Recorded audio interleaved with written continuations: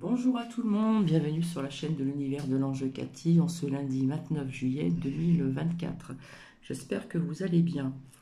Donc, je devais revenir vers vous pour un petit retour de prédiction, mais nous verrons ceci dans la semaine. J'espère que vous allez bien. Je vais vous dire la phrase du jour de Cathy. Dans quel monde nous vivons? Point d'exclamation. Voilà. Donc ici, nous avons un temps clément. Bientôt, je vais fermer la fenêtre et le store parce que la chaleur se fait déjà sentir. Il est à peu près 11h25 par là du matin. Et on nous annonce aujourd'hui 29h30, demain 18h33. Et n'en parlons pas dans d'autres régions où c'est la canicule, puisque j'ai des nouvelles de ma seconde fille également et ma première. Grasse est à côté de Bordeaux où je me suis rendue. Et donc j'ai bien fait de venir pendant cette semaine parce que c'était une chaleur qui était supportable. Mais là apparemment c'est la canicule. Donc voilà, petit aparté. Ce matin j'ai pris la douche à Lucky, ça l'a rafraîchi, ça lui a fait du bien.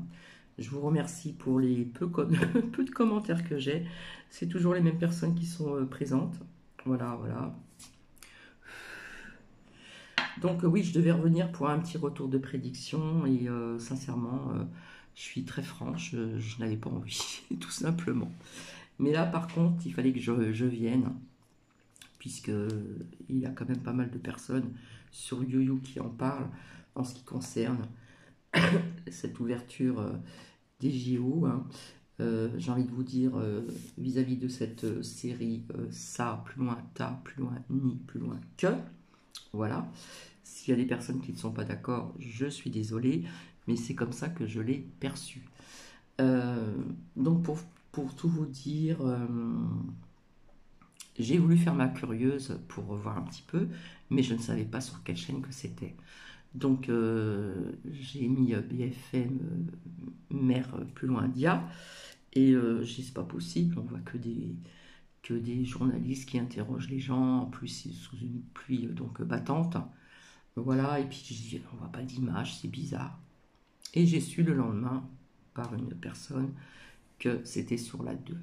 Voilà. Et en plus, comme quoi que je ressens bien les choses, j'ai zappé sur la 1, je me suis dit peut-être que ça va passer sur la 1, mais je n'ai pas zappé sur la 2. Comme quoi que... Donc, j'ai vu donc quelques petites, comment dire, scènes par-ci par-là dans les réseaux sociaux. Et là, avec ce que je vais vous partager, puisque cette personne dit de le partager, là j'ai vraiment vu ce qui a été des scènes choquantes pour Cathy, et puis peut-être pour d'autres personnes. Donc j'ai envie de vous dire, où va-t-on? Dans quel monde nous vivons? Alors, ce qui m'a le plus choqué, bien sûr, comme beaucoup de monde, c'est cette scène avec le dernier repas du Christ et ses apôtres, hein, égale Dran Queen. Voilà, puis vous avez l'autre qui était peint en bleu, là, qui servait de repas de partage. Mon Dieu, mon Dieu.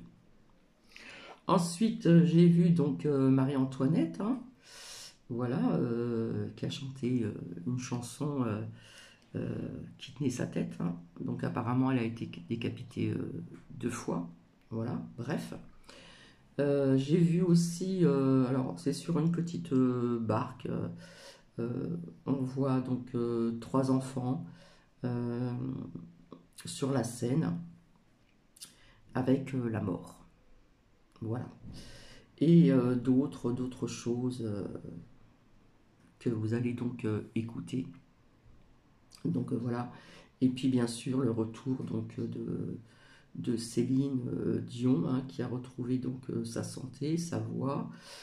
Voilà, je pense qu'elle a dû avoir un gros chèque. Voilà. Vous allez dire, mais Cathy, tu juges? Non, je ne juge pas, il faut être réaliste et puis avoir du bon sens et de la logique, tout simplement. Voilà, voilà. J'ai vu d'autres scènes aussi, bien sûr, hein, qui m'ont énormément choqué. Voilà. D'ailleurs, j'ai du mal à m'en remettre, hein. Euh, Donc vous allez écouter, je vais vous faire écouter et non pas visionner. Voilà, et je terminerai ici euh, avec une prière de protection angélique, parce que je pense que nous en avons besoin et nous en aurons besoin. Voilà. Donc, petit capoute, hein, à la vôtre. J'ai ma bouteille d'eau à côté. Donc, j'ai regardé à plusieurs fois parce que pour y croire, il faut donc le voir. Et encore là, je suis zen, hein, voilà. Mais enfin, bon, Cathy, elle a été choquée quand même. Voilà. Et en plus, il a bien plu apparemment. Il a bien plu. Ça a peut-être nettoyé un petit peu ces scènes, un peu cette cérémonie qui représentait un peu, euh, je dirais plutôt une cérémonie un peu ça, plus loin ni, arrobase que. Voilà. Euh, non, franchement, c'était désolant. En plus, je trouve que ça n'avait rien à voir avec les Jeux Olympiques, franchement. Quand on voit aussi cette tête de taureau, là, sacrifice humain, etc. Enfin, faites vos recherches, hein, voilà, j'ai envie de vous dire.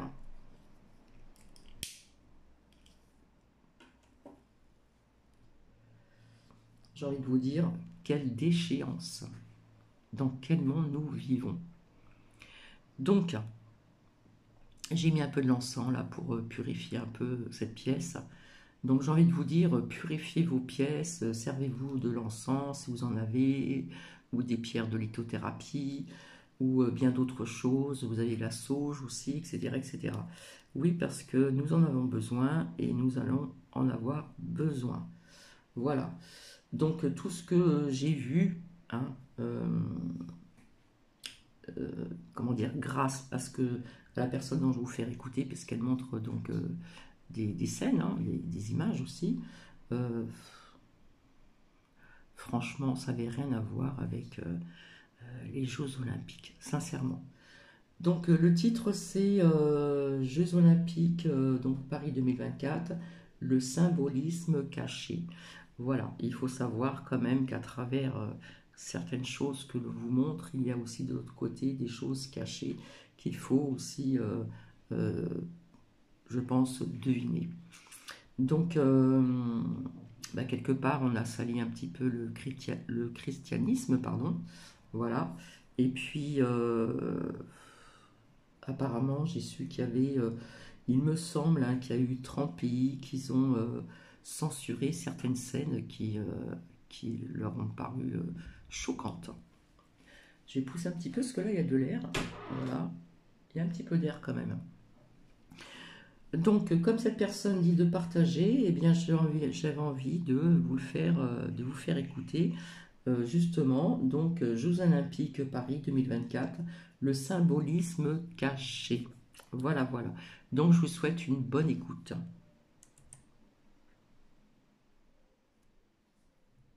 Un autre sujet du jour que j'ai cru que j'arriverais pas à enregistrer en temps et en heure et que je pourrais pas vous passer le dimanche parce qu'il a bien fallu que j'attende de le regarder pour pouvoir en parler. Parce que dans ma tête, ça ne faisait aucun doute que je ne pouvais pas ne pas faire. Alors, une parenthèse, il faut savoir qu'il y a des enfants qui ont regardé ces scènes. Imaginez-vous donc un petit peu, euh, à mon avis, c'est à vous de voir. Je ferme la parenthèse. Un sujet et pas attendre comme d'habitude une semaine sur l'ouverture des Jeux Olympiques à Paris. Une ouverture, les amis, vraiment. Claire, moi une ouverture qui ressemblait plus à celle d'éventuels Hunger Games qu'à réellement une cérémonie censément fêter le sport et toutes les valeurs qui s'y raccordent. Cette cérémonie était complètement hors sujet, n'en déplaise aux bobos parisiens qui ont salué leur ville, la magnificence de Paris. Mais bon, non seulement elle était hors sujet, mais si ça n'avait été que ça. On peut clairement dire qu'en France, ils n'y sont pas allés avec le dos de la cuillère. Entre l'entrée d'un chevalier effrayant rappelant clairement le chevalier de l'Apocalypse, complètement hors de propos ici, je le répète, une Marie-Antoinette à la tête tranchée chantant la chanson des partisans à la fenêtre du château sous un feu d'artifice de sang, ou encore la caricature de la dernière scène du repas du Christ avec ses apôtres. Oh secours, s'il vous plaît, aidez-moi, sortez-moi de là. Il y a tant à dire que je ne suis pas sûre qu'une seule vidéo suffise, compte tenu que j'ai dû attendre, je vous le disais, le tout dernier moment pour faire la vidéo, pour qu'elle soit dispo dès demain pour vous, et que je suis encore en train de digérer les infos. Donc n'oubliez pas, c'est une réaction à chaud, je ferai peut-être des updates parce que j'aurai vu de nouvelles choses, mais je vais partager avec vous. Ce coup-ci, j'avais pas envie d'attendre, soyez indulgents. Certains vont dire que c'est du grand n'importe quoi, j'ai l'habitude, histoire de profiter de l'occasion pour s'enjailler sans même y réfléchir, parce que l'occasion est trop belle, que de toute façon on est obligé de se rendre à l'évidence, on est un peu... Ah, regardez qui est là. Comme quoi elle a vraiment des sujets de prédilection celle-là. Donc je disais parce que l'occasion est trop belle et que de toute façon à la moindre, toujours vous savez pour s'échapper de son carcan routinier, dès qu'il y a un petit truc on n'a pas envie de réfléchir, on a envie de se donner à corps perdu histoire un petit peu de breaker la routine. Mais ceux qui savent ont déjà tout compris car la symbolique est ici indéniable. C'est saisissant, c'est choquant. Et c'est maintenant, allez, on y va. Alors, clairement, il n'y a pas besoin d'être très complotiste pour savoir que ces cérémonies regardées par le monde entier sont toujours l'occasion de faire passer des symboles et des messages à l'inconscient. J'ai fait suffisamment de vidéos sur le sujet pour savoir de quoi je parle. Et une fois encore, ils y sont allés, on va dire, franchement.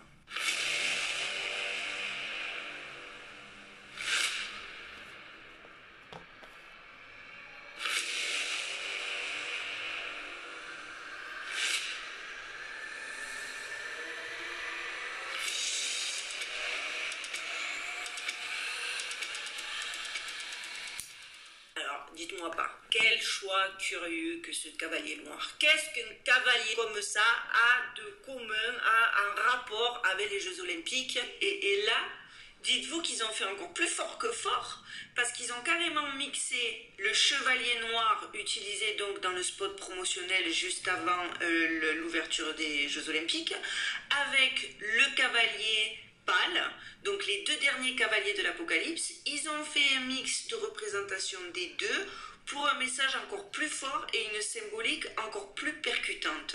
Vous allez voir, j'ai fait mes recherches et ces deux cavaliers en un, c'est encore plus choquant. Qu'est-ce qu'ils sont allés me mettre ça ici, comme ça, de cette façon? Ça n'a rien à voir. Par contre, ce que l'on sait du cavalier noir, c'est que le cavalier noir est l'un des 4 cavaliers décrits dans le livre de l'Apocalypse et qui c'est une figure autant fascinante qu'effrayante, mais surtout riche en signification. Dans l'Apocalypse, chaque cavalier représente un aspect particulier du déclin et des tribulations de l'humanité.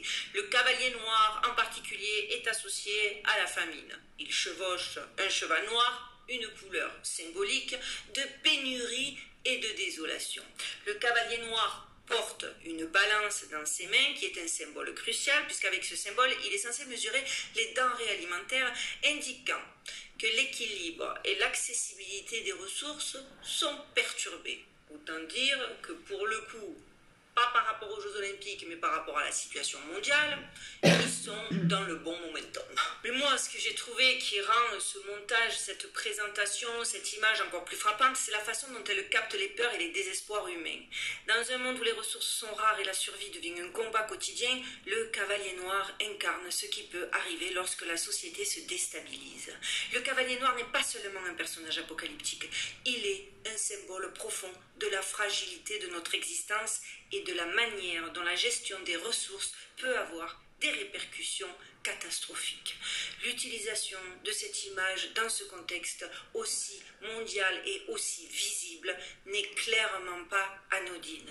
Dans l'Apocalypse, ce cavalier vient à la fin de la séquence des autres cavaliers, juste avant le chevalier pâle, puisque finalement le chevalier pâle n'est qu'une extension du chevalier noir, étant donné qu'il représente la mort qui suit forcément la famine et la désolation. Et eux, ils ont fait un mix des deux, ils les ont fusionnés, un peu pour passer inaperçu et un peu pour rendre la symbolique encore plus puissante, je vous le disais, et percutante.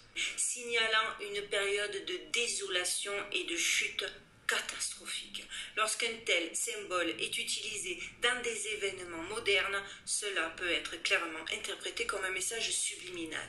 Le but, infiltrer subtilement un sentiment d'appréhension, voire de fatalisme chez les téléspectateurs. Et encore une fois, je sais, vous pouvez penser que c'est de la fiction ou de l'exagération, mais laissez-moi vous poser une question. Pourquoi choisir le Cavalier Noir pour ce type de spectacle? On le sait, le noir est quoi qu'il en soit associé à la mort et à la fin des temps.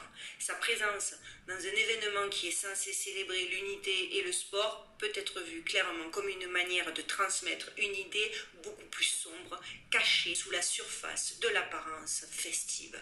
Parce que je l'avais déjà expliqué, je l'ai déjà dit, parce que j'ai fait beaucoup de vidéos autour de ce type d'événement, il y a des personnes autour des professionnels de la mise en scène, des professionnels, enfin, voilà, rien n'est laissé au hasard, tout est millimétré, tout est réfléchi, rien n'est anodin et surtout tout doit être adoubé par certaines instances. Déjà de fait pour débloquer les budgets et d'autres faits parce que c'est comme ça, c'est le protocole.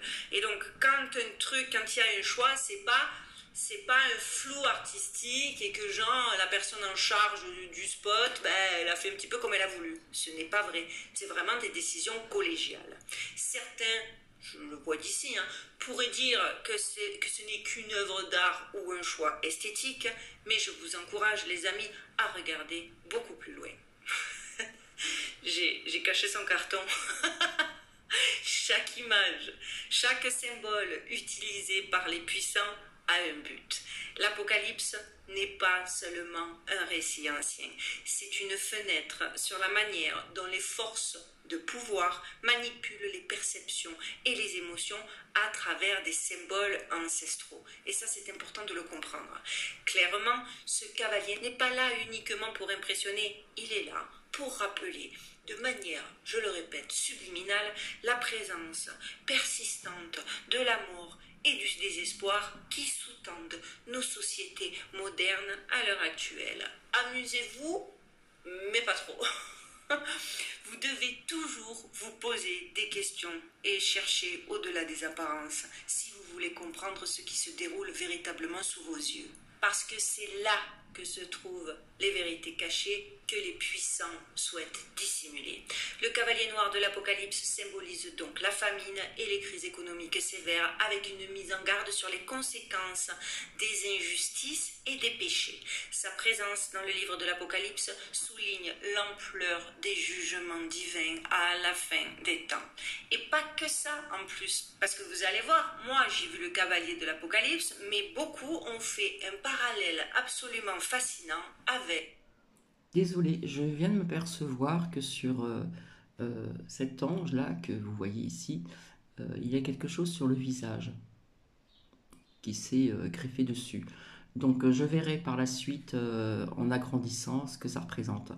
Rappelez-vous, je suis désolée de reparler de ceci, avant ou après le décès du petit enfant, petit blond là, voilà, Il s'est greffé sur cette tête d'ange que je vais vous montrer donc après.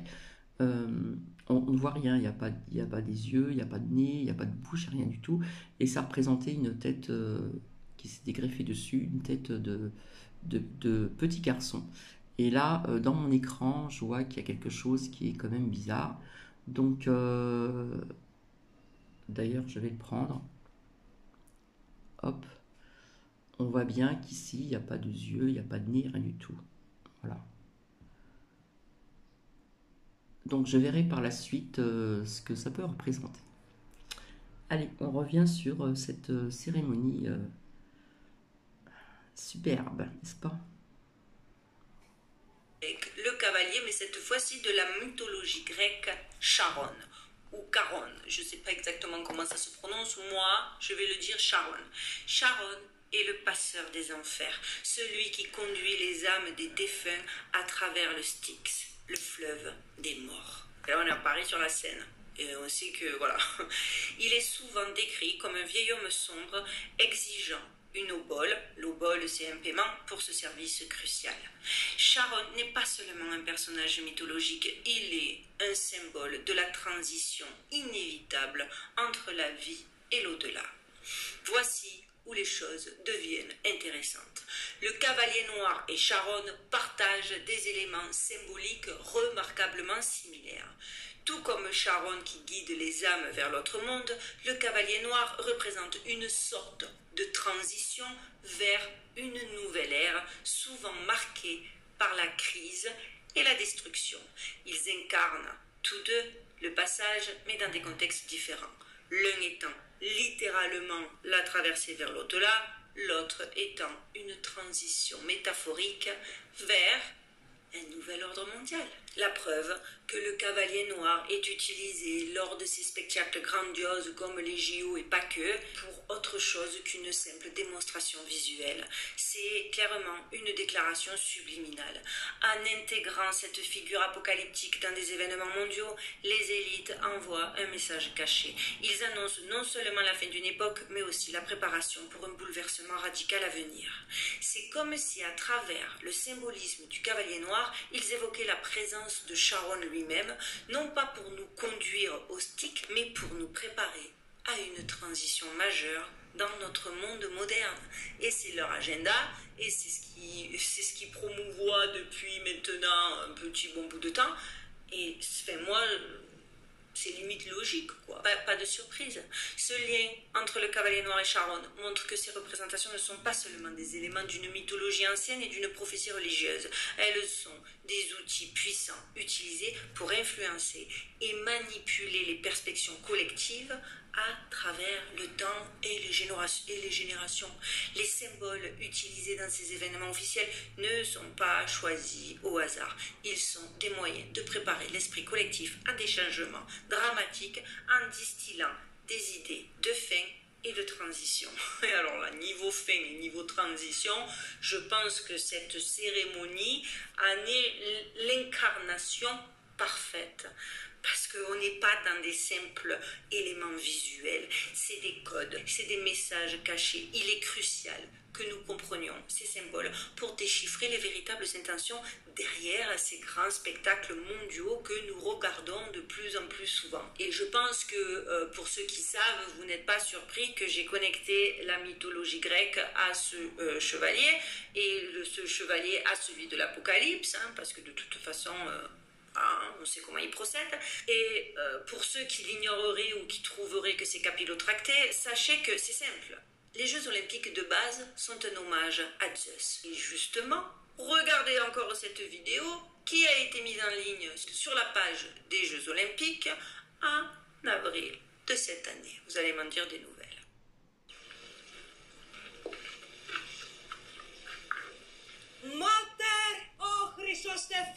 Alors là, vous êtes en train de voir les images, je suis pas sûre que j'aurais pu mettre, ou alors un court extrait de son, mais sachez que la traduction veut dire Apollon, Dieu du soleil et de l'idée de lumière, envoie-moi tes rayons et allume le flambeau sacré pour la ville hospitalière de Paris. Et toi, Zeus, donne la paix à tous les peuples de la terre et couronne les vainqueurs de la race sacrée. Donc encore une fois, il y a une race sacrée. On n'est pas tous la race sacrée. Donc jusque-là, je suis logique. Parce qu'il faut savoir que selon certains historiens antiques, comme Aristomède d'Élide, qui vécut au IIe siècle, il y aurait eu jusqu'à 27 éditions des Jeux Olympiques avant 776 avant Jésus-Christ. Cependant, aucun résultat n'avait été conservé jusqu'alors parce que les gens à cette époque-là ne s'intéressaient pas encore à enregistrer le nom des vainqueurs.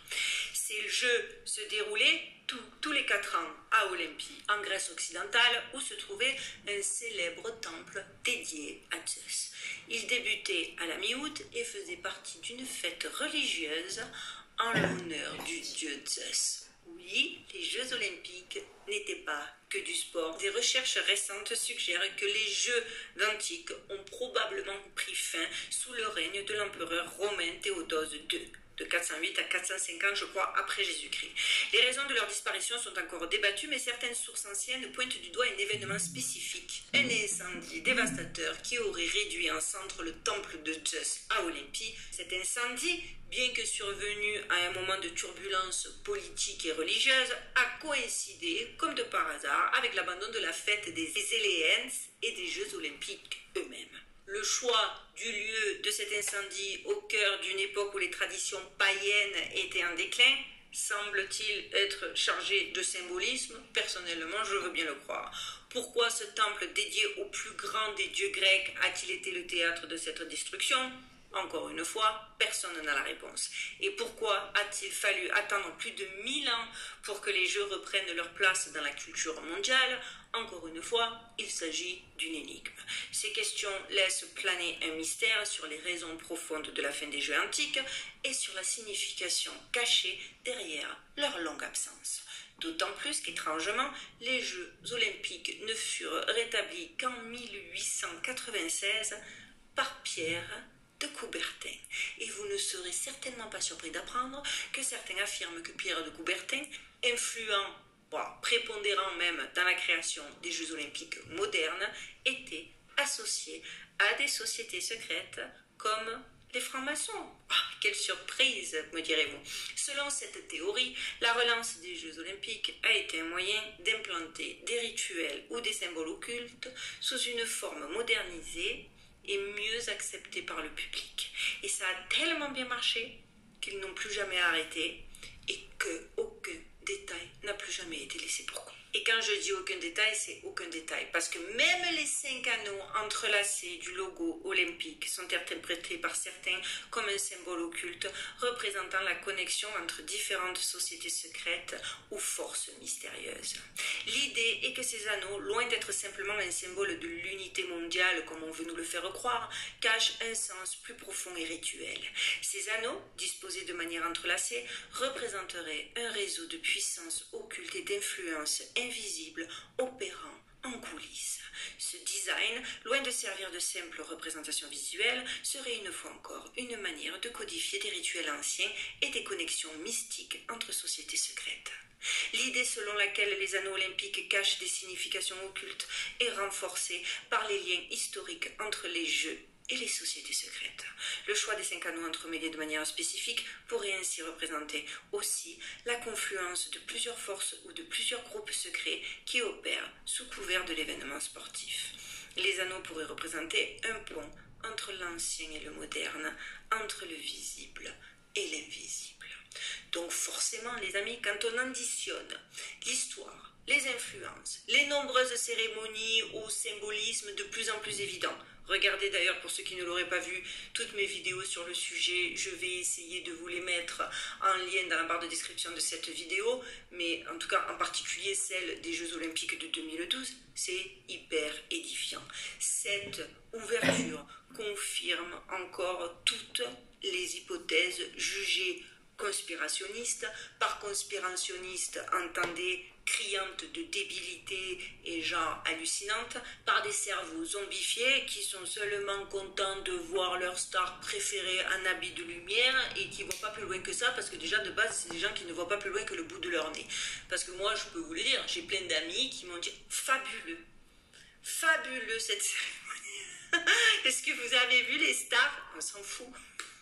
des stars. Vous n'avez pas encore compris qu'elles sont là pour servir le système, les stars. Bref, regardez encore ici le veau d'or exhibé carrément depuis les tribunes. Mais c'est du foutage, là les gars sont en roue libre. Regardez encore cette image d'une Marie-Antoinette, la tête tranchée, qui finit dans un feu d'artifice de sang en chantant le chant des partisans. Alors quoi, c'est quoi? Sarcasme, ironie, puis derrière, pluie de sang, sachant quand même que la pluie, c'est pas non plus anodin. C'est connu pour être un symbole du contrôle mental et du lavage de cerveau. La pluie, et c'est d'ailleurs pour ça qu'elle apparaît souvent dans les clips des rappeurs qui, vous savez, qui servent les gens qui gouvernent dans l'ordre, ça représente une sorte de lavage ou de purification forcée des esprits de masse, les rendant plus susceptibles à la manipulation par des messages subliminaux et autres techniques de contrôle mental. Je sais, pour ceux qui ne veulent pas voir, ça va être too much cette vidéo,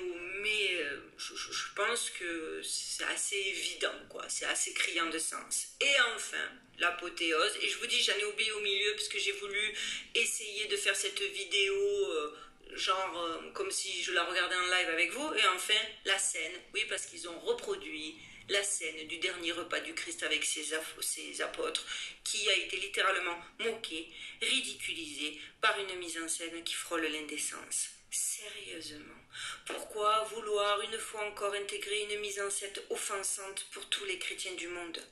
Imaginez une minute d'ailleurs s'ils avaient fait ça avec n'importe quelle autre religion. Mais ça aurait été un bain de sang, on se serait fait incendier par le monde entier. Sauf que là, les chrétiens, bon ben ça passe. Et que fait au milieu de ça, qui n'a pas de sens, que fait donc cet enfant ici? La question est lancée. Et en plus, au milieu de tout ça, de cette cohue là, où tu sais pas qui, quoi, comment, on voit apparaître un soi-disant, parce que c'est comme ça qu'ils l'ont expliqué, Dionysos, en personnage bleu ridicule et en mode plateau repas de surcroît. Soi-disant, selon le narratif officiel, pour illustrer la communion sociale, le partage et la célébration. Alors la vérité, c'est qu'ils auraient pu choisir une autre figure que celle de Dionysos, parce que Dionysos est une figure ambivalente. Il représente clairement à la fois la joie, mais aussi la destruction, et l'ordre, mais aussi le chaos. Cette dualité reflète les aspects contradictoires de la nature humaine et divine. Dionysos incarne des aspects plus profonds et mystiques de l'existence humaine et cosmique. Sa symbolique est souvent explorée dans les traditions ésotériques, mystiques et occultes, où il représente des thèmes de transformation, d'initiation et de contact avec des réalités transcendantes. Les cultes de Dionysos incluaient, écoutez ça, des rites initiatiques connus sous le nom de mystères dionysiaques. Ces rites secrets permettaient aux initiés de vivre des expériences extatiques et mystiques, souvent marquées par des états de transe et de possession. Les mystères visant à libérer l'individu de ses limitations ordinaires pour accéder à une connaissance et une communion divine ont été détournés de leur sens premier. Dionysos est souvent vu comme un trickster, une figure qui défie les normes, provoque le chaos et révèle des vérités cachées. Il permet un contact avec les profondeurs de l'inconscient collectif où résident les forces primordiales. Encore une fois, on ne va pas me faire croire qu'ils ont choisi Dionysos au milieu de cette cohue avec les cavaliers de l'Apocalypse et tout, sans aucune raison apparente. Mais non, il faut de la cohésion, il faut une cohérence dans un spectacle. Bon ben, voilà. Et en vrai, les amis, il y a tant à dire que je suis presque frustrée de ne pas m'être accordé une semaine de plus pour faire la vidéo, mais allez, je suis lancée. Parce que, voilà, il y a aussi Céline Dion. Il faut aussi que l'on parle de Céline Dion. Alors Céline Dion, il y a 3 jours, elle nous sort un documentaire dans lequel la pauvre femme en souffrance chante aussi bien que moi sous la douche. Et là, elle nous sort, écoutez-moi, une prestation grandiose, en extérieur, au pied de la Tour Eiffel. Elle a tout donné. Bravo Céline, tu t'es remise que pour cette cérémonie. Or, il faut quand même pas oublier, les amis, que Céline, avec René, quand elle était avec René, a passé toute sa carrière justement à éviter ce type d'événement, voire même à éviter tous les événements liées au show business. Et c'est même en 2012, après la mort prématurée de Whitney Houston, elle avait donné une interview dans laquelle elle avait avoué sa méfiance envers l'industrie du divertissement, car selon les paroles de Céline Dion, elle pouvait détruire des vies.